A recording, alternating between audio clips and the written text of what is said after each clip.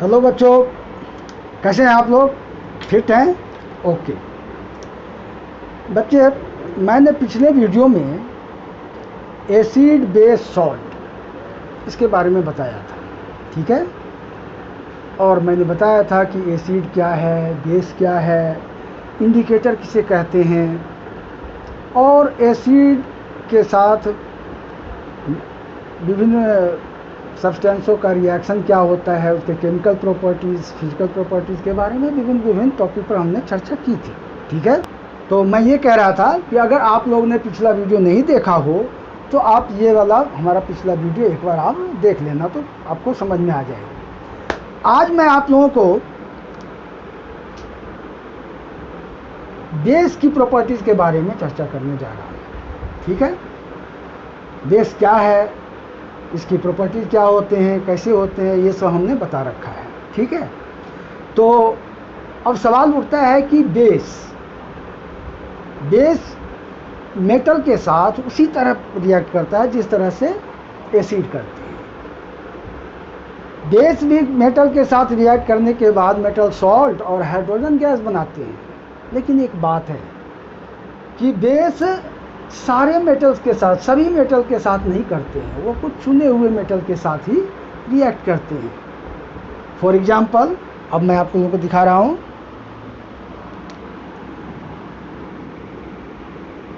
Reaction of base with metal.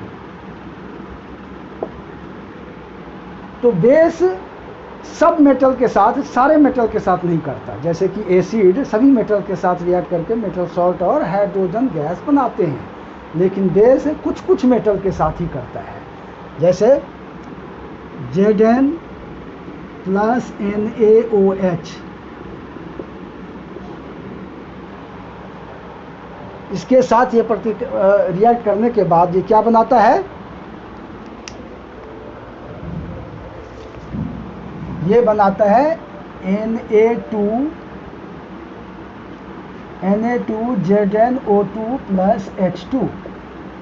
देखिए क्या बना रहा है, Zn प्लस NaOH। ये हमारा बेस है, ये मेटल है, इनके साथ जब ये रिएक्ट करता है तो ये बनाता है Na2ZnO2। इसका नाम है सोडियम जिंकेट, सोडियम जिंकेट कहते हैं इसको, और ये हाइड्रोजन गैस, ठीक है। तो इस तरह से इनका रिएक्शन होता है। अब इसको थोड़ा सा हम बैलेंस कर लेते हैं, तो यहाँ पर 2NaOH हो जाएगा, बस, बाकी ये बैलेंस है, ठीक है। तो बेस के साथ ये रिएक्शन होता है। अब हम आपको बताने जा रहे हैं कि एसिड किसी मेटल कार्बोनेट के साथ कैसे रिएक्ट करता है। अब देखिए, ये पहला पॉइंट था। दूसरा, reaction of acid with metal carbonate, है ना। तो मेटल कार्बोनेट के साथ एसिड प्राय रिएक्ट करके तो मेटल सॉल्ट बनाते हैं, कार्बन डाइऑक्साइड गैस बनाता है और वाटर बनाते हैं। इसका रिएक्शन इस तरह से होता है। For example, Na2CO3 plus 2HCl gives 2NaCl plus H2O plus CO2। अब आप लोगों ने देखा, ये Na2CO3 सोडियम कार्बोनेट कहते हैं इसको, ये HCl ये हाइड्रोक्लोरिक एसिड है। ये दोनों जब रिएक्ट करता है तो बनाता है ये NaCl, H2O और CO2, ठीक। इस तरह से ये रिएक्शन करते हैं मेटल कार्बोनेट के साथ। अब सवाल उठता है, एक प्रश्न आप लोगों को पेपर में भी अक्सर आते हैं, इम्पोर्टेंट है, थोड़ा सा आप समझ लें कि ये जो CO2 है, पूछता है कि what happens when CO2 is pass through lime water. अब आप लोग जानते होंगे कि लाइम क्या होता है। लाइम, जिसका मॉलिक्यूलर फार्मूला होता है CaO, कैल्शियम ऑक्साइड। बहुत बच्चे सोचते होंगे कि ये लाइम क्या है, तो इसको मैं साधारण तरह से आपको समझा रहा हूँ। लाइम जो होता है चूना, आपने देखा होगा कि पान में जो लगाते हैं चूना सफ़ेद सफ़ेद सा होता है, उसी को हम लाइम कहते हैं। तो जब उस लाइम को पानी में डिजॉल्व कर देते हैं तो उससे जो वाटर बनता है उसको हम लाइम वाटर कहते हैं। ठीक है, तो ये बहुत इंपॉर्टेंट क्वेश्चन है जो आता है कि व्हाट हैपेंस व्हेन इस CO2 को जब लाइम वाटर के साथ पास करते हैं तो क्या होता है। तो देखिए, लाइम वाटर जनरली ऐसे, what happens when CO2 is passed in lime water। Lime water होता है ये, देखिए CaO, ये CaO जो है इसको हम जनरली क्विक लाइम बोलते हैं। क्या बोलते हैं? Quick lime. ये है आपका क्विक लाइम बोलते हैं इसको। इसमें इसको जब पानी में डिजॉल्व करते हैं तो ये बनाता है CaOH2, ये बनाता है। यही एक्चुअली आपका लाइम वाटर है। ठीक, लाइम वाटर। ये लाइम वाटर जनरली देखने में एकदम लाइट ग्रेइश कलर का होता है। हाँ, हल्का सा जैसे पानी का रंग होता है इस टाइप से होता है। ठीक है, तो जब इसके अंदर हम CO2 गैस को पास करते हैं तो ये मिल्की हो जाता है, मतलब दूध के तरह, मिल्क के तरह ये सफ़ेद हो जाता है। अब वो क्यों होता है? जब हम इसको लाइम वाटर में CO2 को पास कराते हैं तो वो मिल्की हो जाता है। पूछता है कि ये किसके क्यों होता है, किस कारण से होता है, तो ये आपको बताना पड़ेगा। अब देखिए,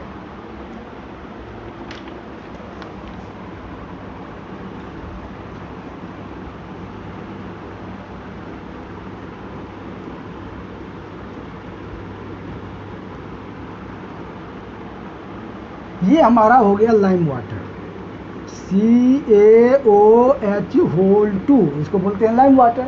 जब इसमें CO2 को हम पास कराते हैं तो ये बनता है CaCO3 प्लस H2O, ये बनता है।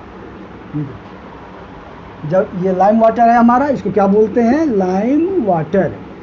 इसमें CO2 को पास कराते हैं तो बनता है CaCO3 प्लस H2O। और ये CaCO3 जो है इसको कहते हैं कैल्शियम कार्बोनेट। ये होता है वाइट PPT, वाइट प्रेसिपिटेट बनता है। इसी वाइट प्रेसिपिटेट मतलब सफ़ेद रंग का इसका कण बनते हैं, जिसके कारण से वो मिल्की बन जाता है। ठीक है, वो मिल्की होने का कारण due to formation of CaCO3 it turns into milky. एक बात और है कि जब इसमें हम एक्सेस कार्बन डाइऑक्साइड गैस अगर पास कराते हैं तो फिर उसका मिल्कीनेस गायब हो जाता है। वो कैसे होता है? In case of access CO2, जब एक्सेस CO2 उसमें पास कराते हैं तो क्या होता है कि देखिए इस तरह से रिएक्शन होता है, CaCO3 प्लस H2O, ये हमारा फॉर्म करके बना था। अब इसमें हमने एक्सेस CO2 को पास कराया तो ये बन गया हमारा CaHCO3। इसको बोलते हैं कैल्शियम हाइड्रोजन कार्बोनेट। क्लियर? और ये जो होते हैं सो वाटर सॉल्यूबल होता है, वाटर सॉल्यूबल होता है। ये कैल्शियम हाइड्रोजन कार्बोनेट जो है क्या होता है? वाटर सॉल्यूबल होता है। इसलिए फिर से ये वाटर में डिजॉल्व हो जाता है, फिर वो अपने ओरिजिनल कलर पर आ जाता है। तो कहने का मतलब है कि जब CO2 अगर हम लाइम वाटर में पास कराते हैं तो ये बनता है CaCO3 plus H2O। Due to formation of CaCO3 it turns into milky. फिर अगर एक्सेस इसमें हम पास करा देते हैं CO2 को तो ये फिर से बन जाता है calcium hydrogen carbonate. These are the water soluble, hence इसकी जो मिल्कीनेस है वो डिसअपियर हो जाता है। तो आप समझ गए होंगे जो क्या है। तो इससे जैसे भी क्वेश्चन आएगा 1 मार्क्स में पूछते हैं कि what is the reason to being milkiness when carbon dioxide is pass through the lime water. तो ये इंपॉर्टेंट क्वेश्चन है, इसलिए मैंने इसको इतना इस तरह से एक्सप्लेन कर रहा हूँ कि आपको समझ में आ जाए। चाहे जैसे भी पूछे आप उसको जवाब आराम से इसी बेस पर आप कर सकते हो। ठीक है, अब चलिए नेक्स्ट पॉइंट।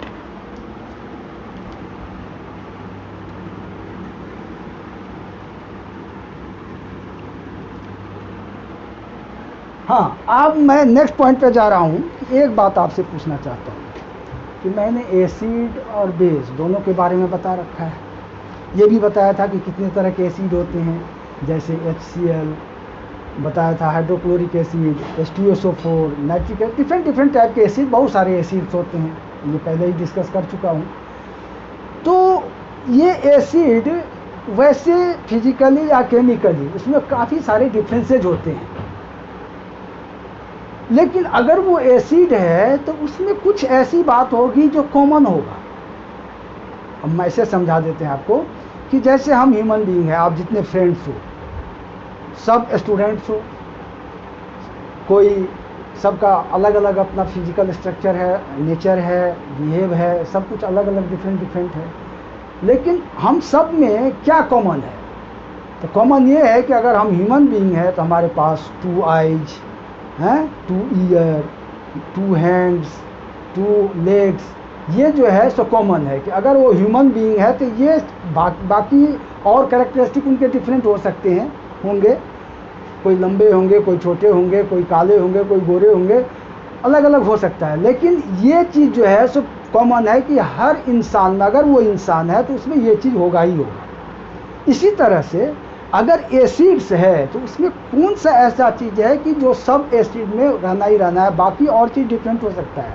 मैंने पिछले वीडियो में बता रखा है आप लोगों को कि एसिड्स ज़्यादातर सावर होते हैं, कुछ मीठे भी होते हैं, अलग अलग उनके कैरेक्टरिस्टिक हो सकते हैं, लेकिन एक बात तो कुछ है जो दोनों सारे एसिड्स में कॉमन होंगे या सारे बेस में कॉमन होंगे। बहुत रिमार्केबल पॉइंट है, देखिए। तो उसका टॉपिक है व्हाट आर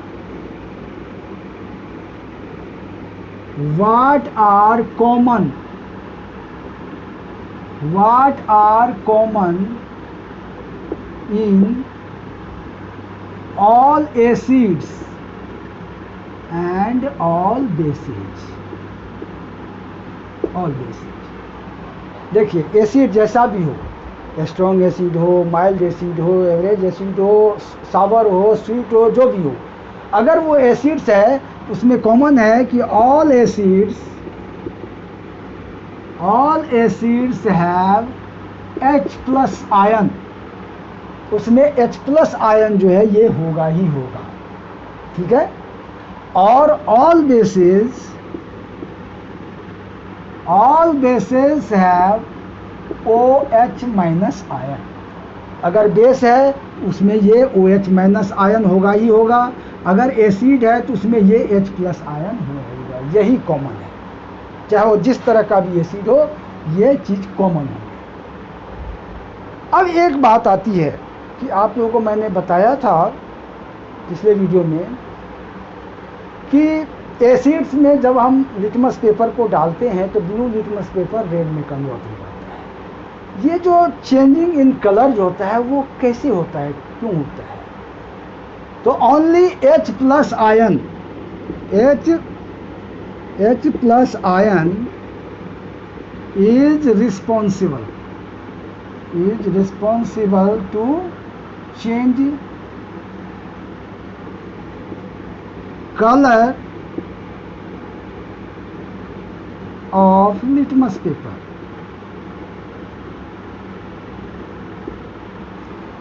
ये H+ आयन के कारण ही उसका कलर चेंज होता है। ठीक है, अब इसी के साथ मैं आपको बताना चाहता हूँ कि एक क्वेश्चन बराबर ये पेपर में पूछते हैं कि give reason when dry blue litmus paper is put in HCl gas it doesn't change colour.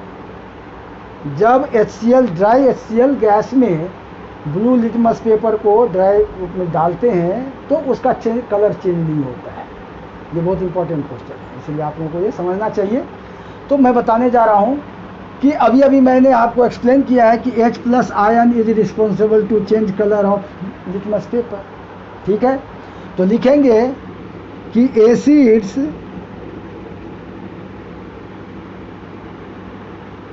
liberate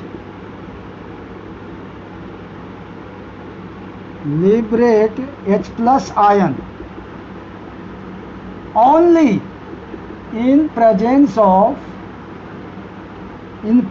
of water. वो वाटर के प्रेजेंस में, पानी के उपस्थिति में ही H प्लस आयन को वो रिलीज करता है, और वही H प्लस आयन तब उससे कंबाइन करके उसके कलर को रिमूव करता है।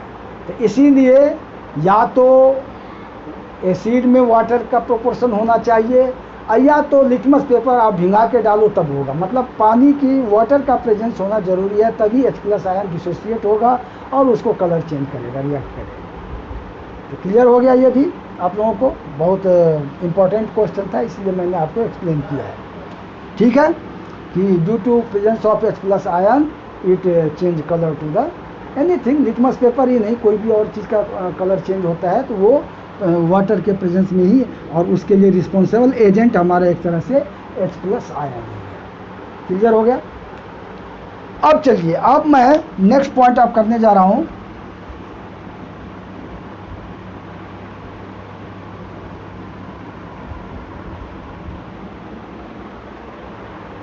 एसिड्स, आपने एसिड्स के बारे में हम चर्चा कर रहे हैं। एसिड्स दो तरह के होते हैं, दो फॉर्म में होते हैं। ठीक है, एक होता है फॉर्म्स ऑफ एसिड्स। ये दो रूप में प्रायः रहते हैं। पहला होता है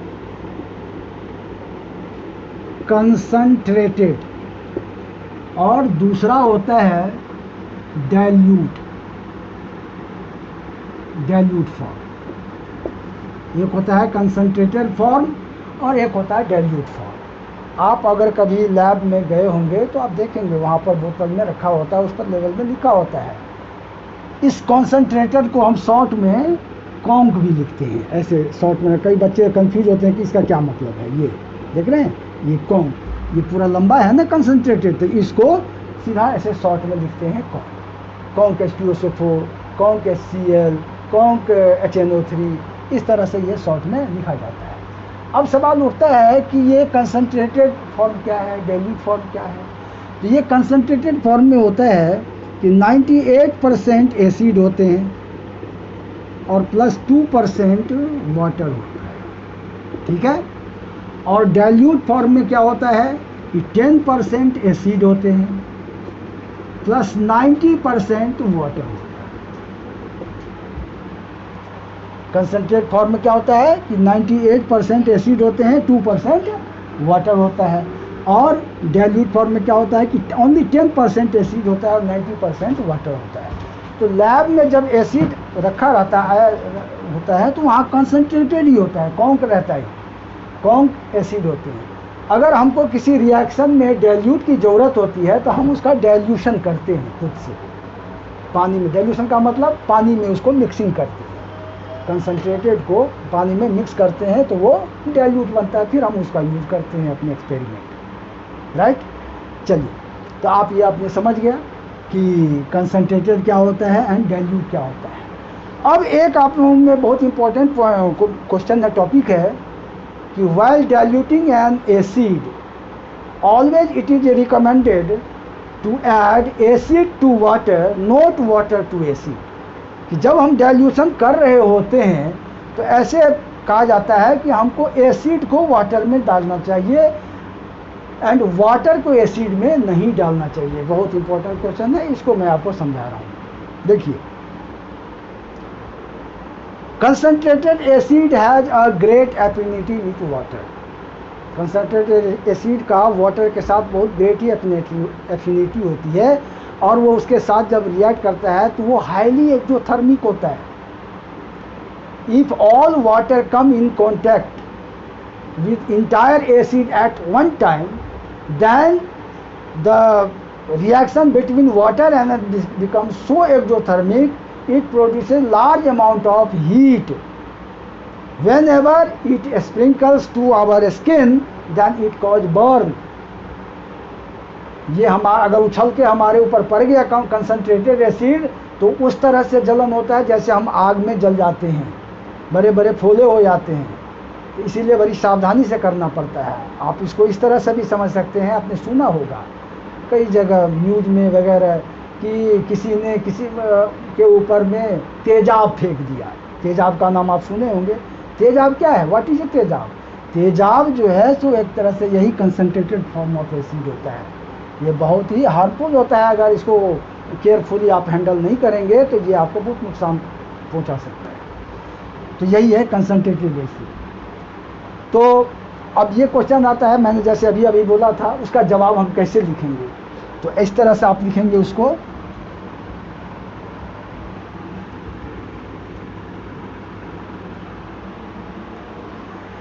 क्या लिखेंगे?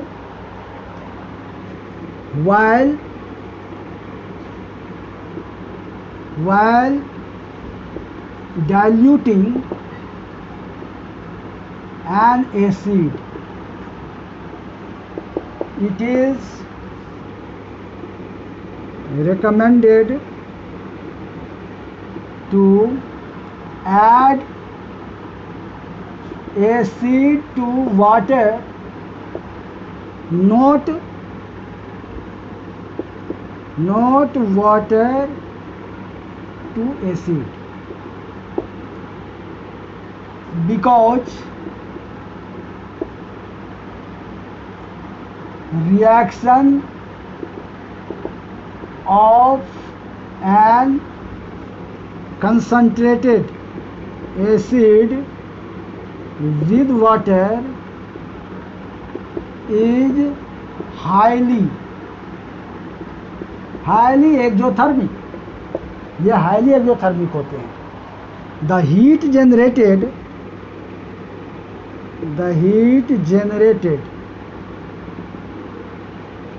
may cause a splash out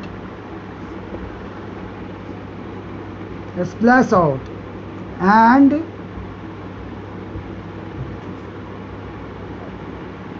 beaker can be broken down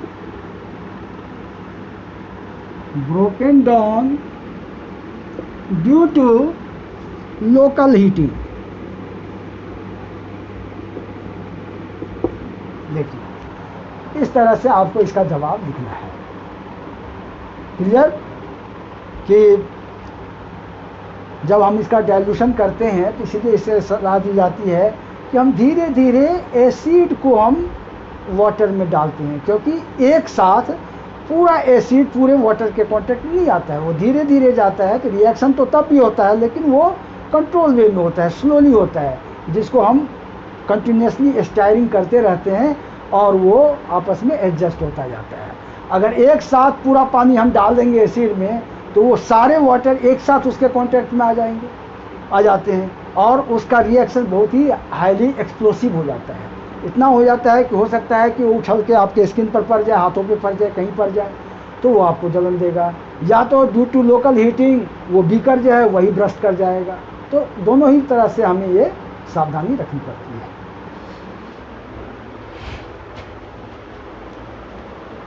अब चलिए, अब इसका नेक्स्ट पॉइंट है एक,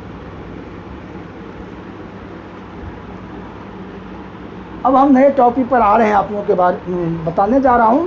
वो है यूनिवर्सल इंडिकेटर।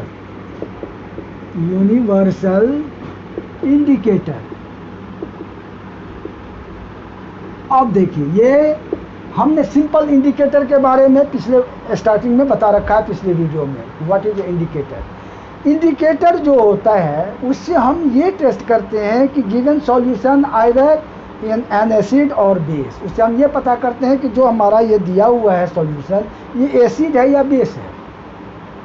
और ये यूनिवर्सल इंडिकेटर जो होते हैं इससे हम ये टेस्ट करते हैं कि हमको ये पता होता है कि ये एसिड है, लेकिन उसकी स्ट्रेंथ कितना है, उसकी पावर कितनी है, ये हम यूनिवर्सल इंडिकेटर से फाइंड करते हैं, पता करते हैं।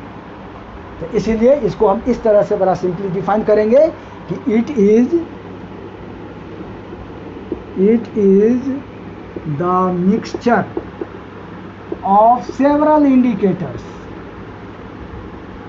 several indicators which is used to measure the strength of acid और बेस।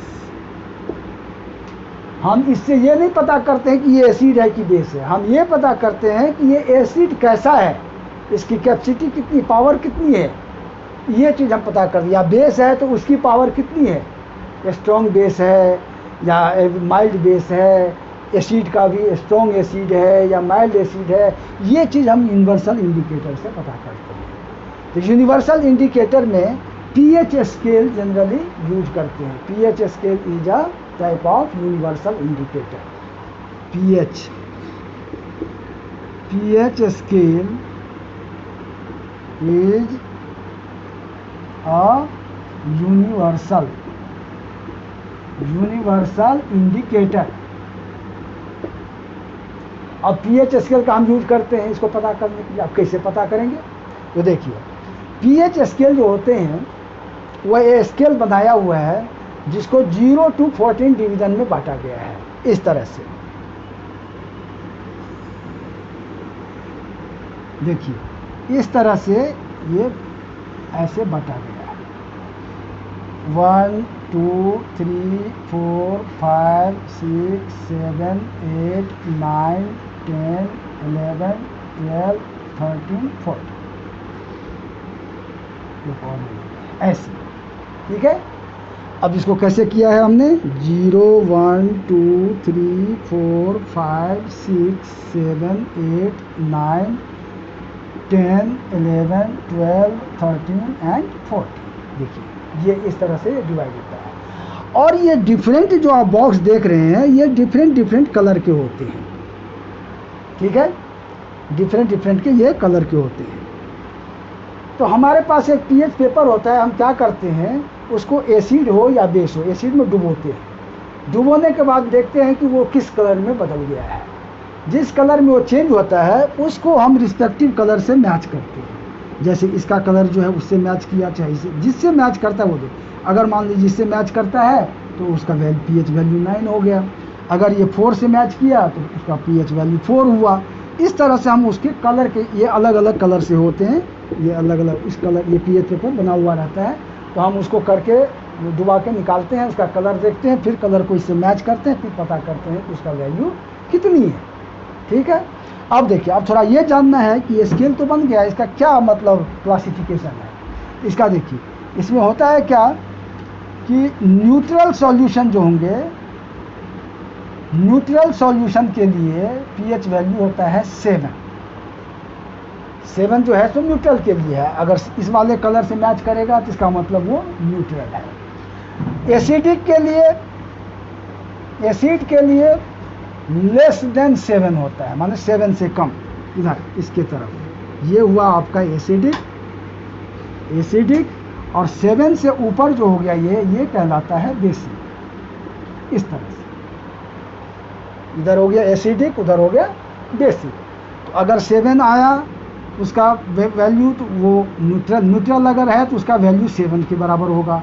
अगर वो एसिडिक है तो लेस देन 7 का मतलब ये 7 तो न्यूट्रल हो गया, या तो 6 के बराबर होगा, या 5 या 4 या 3 या 2 या 1 या 0। इस तरह से आपको अकॉर्डिंग टू कलर आपको वैल्यू फाइंड करना है, ठीक है। अब बेस का होता है ग्रेटर देन 7। बेस का कितना होता है, ग्रेटर देन 7, मतलब 7 से ज़्यादा होगा। 7 से ज़्यादा मतलब यहाँ से या तो 8 होगा, 9 होगा, 10 होगा, 11 होगा, इस तरह से, ठीक है, क्लियर। एक चीज़ और, बेस में जैसे जैसे लेफ्ट टू राइट हम जाते हैं तो उसकी वैल्यू बढ़ती जाती है। तो वो जितना इसका वैल्यू होगा, जैसे 13 जो होगा तो वो मोर स्ट्रॉन्ग बेस होगा then 12, 14 more strong then 13। But acid में थोड़ा इसका उल्टा होता है। ये आप लोग बहुत बच्चे इसमें कंफ्यूज हो जाते हैं। जैसे मान लीजिए किसी एसिड का पीएच वैल्यू एक का 4 है, और दूसरे एसिड का pH वैल्यू 2 है।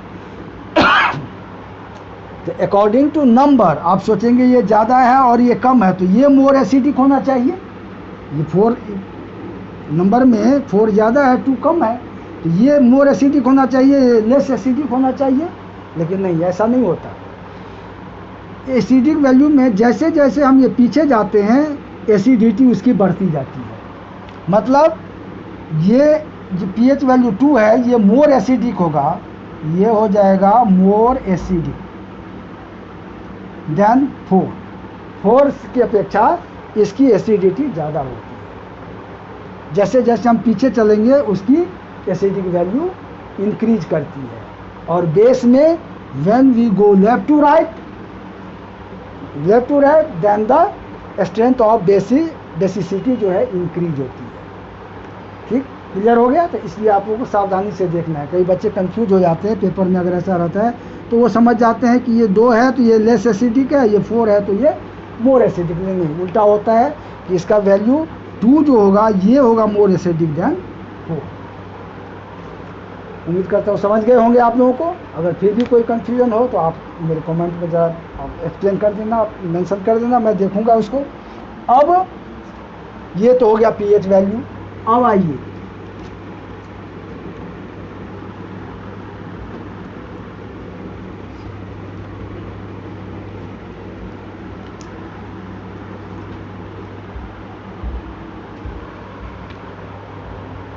अब अगला टॉपिक है हमारा importance of pH in everyday life.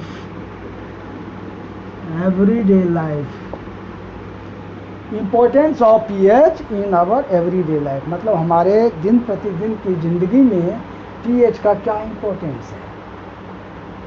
इस पर भी क्वेश्चन पेपर में आता है, डायरेक्ट नहीं आता है, थोड़ा इनडायरेक्ट क्वेश्चंस आते हैं, लेकिन ये आपको समझना है। तो पहला पॉइंट है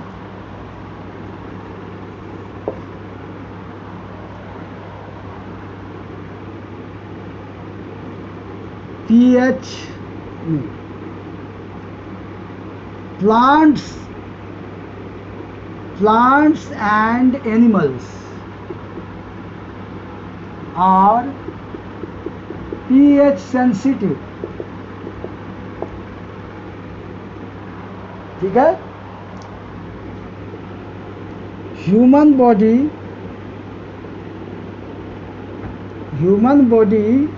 works within pH value 7 to 7.8। हमारा बॉडी का pH वैल्यू 7 से 7.8 तक होता है। ठीक है, क्योंकि हमारा बॉडी जो वर्क करता है तो वो 7 से 7.8 के बीच ही सर्वाइव करता है। अगर ये कम हुआ, ज़्यादा होगा तो इससे हमारे हेल्थ पर इम्पैक्ट पड़ता है। ठीक है, साथ ही if pH value of rain water becomes 5.6 less than 5.6, जब रेन वाटर का pH वैल्यू 5.6 से कम हो जाता है तो वो एसिड रेन कहलाता है। Then it is called acid rain. और एसिड रेन के बारे में आप लोगों को पता होगा कि एसिड रेन क्या होता है। When acid rain flows into the river and lake it makes the aquatic life difficult. तो इस तरह से आपने देखा कि हमारा ह्यूमन बॉडी एंड प्लांट भी जो है एक सर्टेन pH रेंज के बीच ही सर्वाइव करता है। सेकंड पॉइंट आता है if soil of crop field become acidic, then it reduces the crop yield। अगर जहाँ खेत में हम प्रोडक्शन करते हैं, क्रॉप उगाते हैं, अगर उसके सॉइल का वैल्यू अगर एसिडिक हो जाता है तो भी हमारा क्रॉप फील्ड पर वो इफेक्ट डालता है, हमारा क्रॉप यील्ड कम हो जाता है।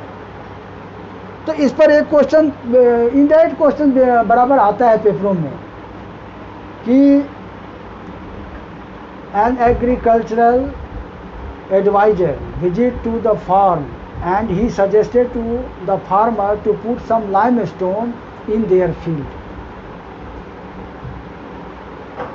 Describe why it is he suggested so. वो ऐसा सजेशन क्यों दिया?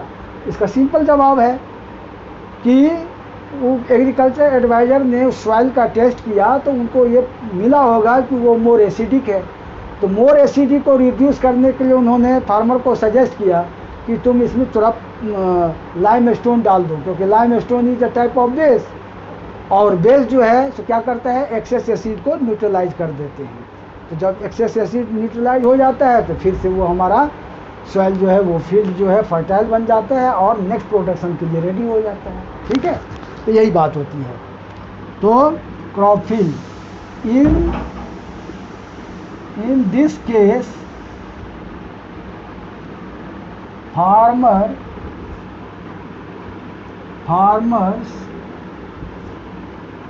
are suggested to put some limestone in their field. उसके फील्ड में कहता है कि कुछ लाइमस्टोन डाल दो, because limestone is a base. It neutralizes excess acid present in the soil. In this way